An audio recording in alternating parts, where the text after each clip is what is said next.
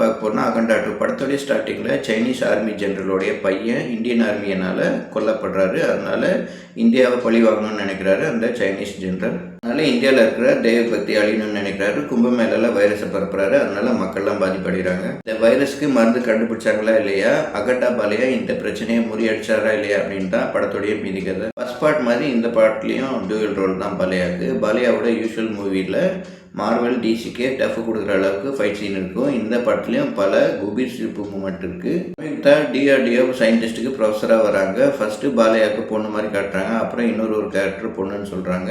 சமயுக்தா பாலையாவுக்கு பொண்ணாக நடிச்சிருந்தாலும் தப்பு இல்லை தான். சமயுக்தாவுக்கு ஃபைட் சீன்லாம் வச்சுருக்காங்க. அது பெருசாக ஒர்க் அவுட்டே ஆகலை. அதர் கேரக்டர்ஸில் வந்த ஆக்டர் வர்ஷாலி மல்கோத்ரா, ஆதிப்பினி சிட்டி, விஜய் சந்திரசேகர் எல்லாமே கேரக்டர்ஸை ரொம்ப நல்லாவே பண்ணியிருக்காங்க. டைரக்டர் போயப்பட்டி சீனிவாஸ் வினய் விஜய் ராமன் ராம்சரண் தேஜா வச்சு யூடியூபருக்கு ஒரு சூப்பர் கண்டென்ட் ஒன்று கொடுத்துருந்தாரு.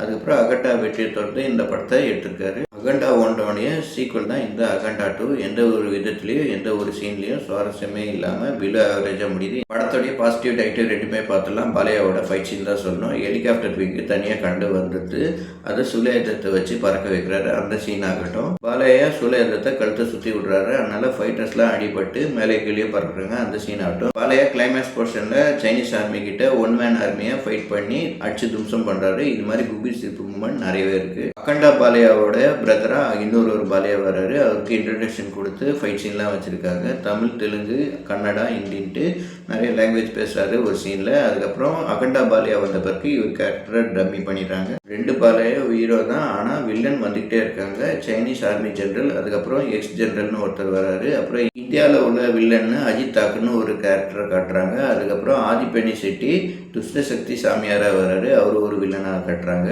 கதை எங்கெங்கேயோ ஆரம்பிச்சு கதை எங்கெங்கேயோ போகுது. வைரஸ்க்கு மருந்து பாலையாவோட பொண்ணு கண்டுபிடிக்கிறாங்க. அதனால் வில்லன் குரூப் அந்த பொண்ணை தோற்றுறாங்க. நார்மல் இடத்துல தான் தோற்றுறாங்க. திடீர்னு பார்த்தா பனிமலையாக இருக்குது. அகண்டா பாலையா ஃபைட்லாம் பண்ணி காப்பாற்றுறாரு. அந்த காம்படிஷன் நல்லாவே இருந்தது. மியூசிக் டைரக்டர் தப்பன் இந்த படத்தில் பிஜிஎம் பண்ணியிருக்காரு. பிஜிஎம் சுமாராக தான் பண்ணியிருக்காரு. ஜெய் பாலையா மாதிரி ஒரு சாங்கை ட்ரை பண்ணியிருக்காரு. அது சுமாராக தான் இருக்குது. மொத்தத்தில் இந்த படம் எப்படி இருக்குன்னு கேட்டிங்கன்னா லாஜிக்கும் இல்லை, மேஜிக்கும் ஒர்க் அவுட் ஆகலை. பிலோ ஆவரேஜாக முடியுது இந்த அகண்டா 2.